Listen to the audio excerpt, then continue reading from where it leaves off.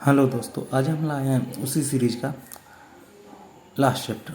तो पढ़ेंगे आज अभ्यास 2D जो है क्लास 6 के लिए। तो सबसे पहले हम शुरू करते हैं इसमें क्या करना है। तो सबसे पहले हम बात करते हैं, इसमें लिखा हुआ है कि निम्नांकित संख्या रेखा द्वारा विभाजन तथ्य को समझाइए। अब यहाँ पे हम विभाजन देखेंगे। यहाँ पे 0 से 12 तक दिया गया। अब विभाजन के लिए हम देखते हैं, सबको मालूम भाग देना होता है। तो देखिए यहाँ 0, अब देखो कितने विभाजन हो गए, 1 2 3 4 5 6, मतलब है 12 संख्या को हमारा विभाजन हुआ है 2 बार, मतलब 2 छक्के 12, मतलब कितना हो गया 6।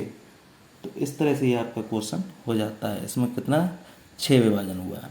तो इस तरह से ये क्वेश्चन पूरा हो जाता है। अब ये लिखा हुआ है कि 21 भाग 3 बराबर 7 के संगत गुणात्मक तथ्य तथा 3 गुणे 7 बराबर 21 है, अतः निम्नांकित तथ्यों के संगत गुणात्मक तथ्य को बताइए। अब देखिए आप, हमने यहाँ 56 में भाग दिया 8 का, तो क्या हुआ 8 सत्ते 56। अब गुणात्मक हमें तथ्य लिखाना है। आप देखो यहाँ आप डालो गुणात्मक तथ्य। तो देखो गुणात्मक तथ्य सीधी बात है, अगर 8 तो हम यहाँ पे 8 गुणे 7 करते हैं तो क्या हो जाता है 8 सत्ते 56। ये हो गया हमारा गुणात्मक तथ्य। अब इसमें दिया है तो यहाँ लिखो 11 गुणे 6 बराबर 11 छक्का 66। ये हमारा हो गया गुणात्मक तथ्य। इस तरह से ये क्वेश्चन हमारा पूरा हो जाता है। चलिए अब देखते हैं नेक्स्ट क्वेश्चन। नेक्स्ट क्वेश्चन दिया गया 117 को दो संख्याओं के गुणा के रूप में व्यक्त कीजिए, जिसकी एक संख्या 13 है। दो संख्याओं को गुणा के रूप में व्यक्त करना है। तो लिखिए यहाँ पे लिखिए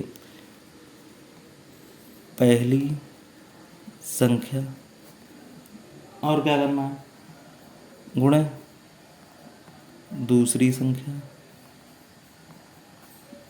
बराबर कितने हैं 117। अब ये कह रहा है कि 117 को दो संख्याओं के गुणात्मक रूप में गए। तो पहली संख्या हमको मालूम है, एक संख्या कितनी है 13, 13 गुणे दूसरी संख्या बराबर 117। अब दूसरी संख्या निकालनी है तो क्या हो जाएगा, दूसरी संख्या बराबर 117 में भाग 13, तो 13 नम्मा 117। तो सिंपल सा पता चल गया, पहली संख्या हमारी 13 होगी, दूसरी संख्या 9 हो गई, बराबर कितनी हो जाएगी 117। इस तरह से ये क्वेश्चन हमारा पूरा हो गया। तो यहाँ पर लिख सकते हैं, तो यहाँ पर गुणात्मक तथ्य इस तरह से ये आ जाएगा। ये आपका आंसर हो गया। चलिए अब चालू करते हैं दूसरा क्वेश्चन, चौथे क्वेश्चन चलते हैं। कह रहा है क्या ऐसी कोई पूर्ण संख्या संभव है जिसको स्वयं से व्यवहित करने पर वही संख्या प्राप्त होती है। तो लिख दो कि हाँ, या लिख दो हाँ। अब कह रहा है कोई ऐसी पूर्ण संख्या संभव है जिसको स्वयं से व्यवहित, तो हाँ, तो कौन सी है, एक। एक में अगर हम एक का भाग देंगे तो वही संख्या प्राप्त होगी। यही हमारा आंसर है। सिंपल सी बात है, क्या कोई ऐसी पूर्ण संख्या संभव है जिसको स्वयं से व्यवहित करने पर वही संख्या प्राप्त होती है। तो हाँ, तो क्या हो गया, ये संख्या हो गई। अब देखो क्या क्वेश्चन कह रहा है कि क्या दो विभिन्न शून्येतर पूर्ण संख्याओं के लिए पहली संख्या से दूसरी संख्या से विभाजित करने पर तथा दूसरी संख्या को पहली संख्या से विभाजित करने पर समान भागफल प्राप्त होता है। तो यहाँ पर लिख देंगे नहीं, ऐसा संभव नहीं है। अब कारण देखो, अगर हमने 4 का भाग 2 में दिया, और यहाँ पर क्या है 2 का भाग 4 में दिया। अब देखो जरा, 2 का भाग 4 में दे रहे हैं 2 आ रहा है, अब 2 का भाग 4 में दे रहे हैं। अब देखो यहाँ पर क्या हो रहा है, तो देखो यहाँ पर क्या आ रहा है, 4 का भाग अगर यहाँ पे 2 में दे रहे हैं, अब 2 का भाग 4 तो 2 आ जाएगा। अब 4 का भाग देंगे तो यहाँ पे आएगा 0.5, इसलिए ये बराबर नहीं है। अब देखिए आप, तो इस तरह से संभव नहीं है। जैसे 1 का भाग 2 में या 2 का भाग 1 में।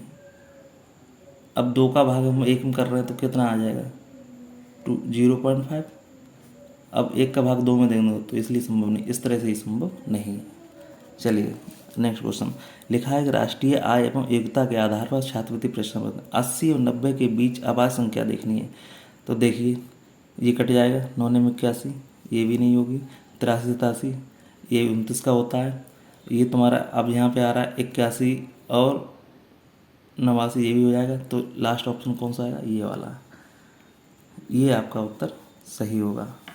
चलिए अब अगला क्वेश्चन क्या आया कि इस प्रश्न में 5 पद हैं, पद पर 4 पद किसी न किसी रूप में एक से है और एक पद अन्य चारों से भिन्न है। अन्य से भिन्न पद की संख्या को उत्तर पत्र पर संगत प्रश्नों के सम्मुख वृत्त खींचिए। अब देखिए 6 3 18 मतलब 6 3 18, 7 5 7 5 35, 9 3 27, अब 5 4 26 मतलब 5 को 20 होना चाहिए। तो इसका मतलब यही उत्तर सही है। आप देखो 8 7 56, तो इसका ये आंसर आपका सही हो गया। चलिए नेक्स्ट क्वेश्चन पे चलिए। अब ये देखा, ये क्वेश्चन दे रहा है लास्ट क्वेश्चन क्या है कि दिए गए 5 विकल्पों में से लुप्त पद को ज्ञात कीजिए तथा उसकी संख्या को सही प्रश्न के सामने पत्र लिखिए। अब देखिए 196, ये कितने हो गया, 14 गुणे 14, ये 13 गुणे 13, ये 12 गुणे 12, ये 11 गुणे 11, ये 10 गुणे 10, ये कितना हो जाएगा 9 गुणे 9, 9 ने 81, 81 देखिए आंसर, ये आंसर है। इस तरह से आपका चैप्टर पूरा हो जाता है। कोई समस्या हो तो मेरे कमेंट बॉक्स में लिखिए, मैं आपको उसका उत्तर जरूर देंगे। तो इस तरह से ये चैप्टर दी एंड। फिर मिलते हैं किसी नए टॉपिक पर। धन्यवाद।